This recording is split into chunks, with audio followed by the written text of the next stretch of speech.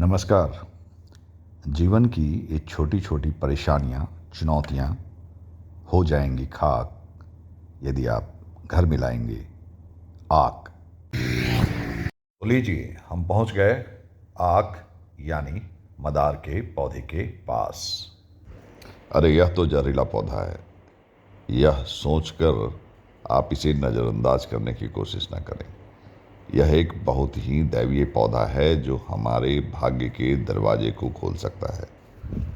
हमें जानना चाहिए कि इस मदार के पौधे को संस्कृत में हम अर्क के नाम से बुलाते हैं और अर्क भगवान सूर्य का नाम है।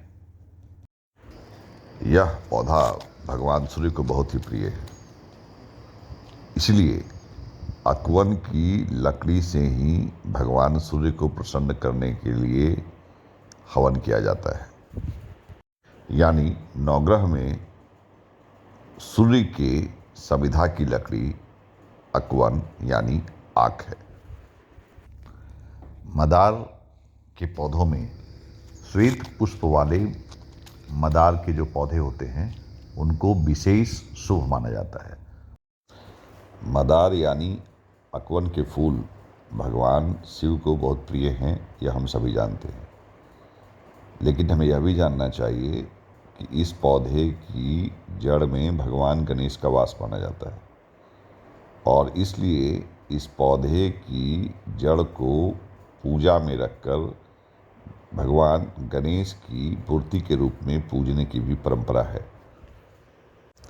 तो कुल मिला जुलाकर हमें अभी तक यह एहसास हो चुका है कि यह बहुत ही दिव्य पौधा है जिसके आसपास बहुत ही पॉजिटिव एनर्जी है।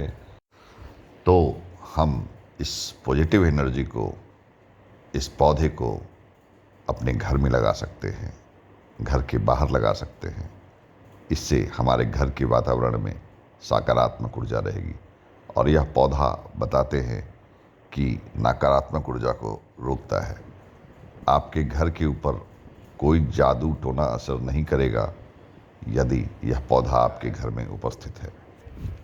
और ये जो सामने दिख रहा है यह मदार का फल है, अभी कच्चा है। इसमें से रुई और मदार का बीज निकलता है। आक के पौधे के फल से जो रुई निकलती है वह भी बहुत दिव्य मानी जाती है। इसका इस्तेमाल पूजा पाठ में भगवान के सामने दीपक जलाने में किया जाता है और बताते हैं कि इसके दीपक से भगवान शिव बहुत ही प्रसन्न होते हैं। यह भी बताया जाता है कि इसकी रुई से बने तकिए पर स्वर्ण रंग के सोने में माइग्रेन की बीमारी में काफ़ी राहत मिलता है।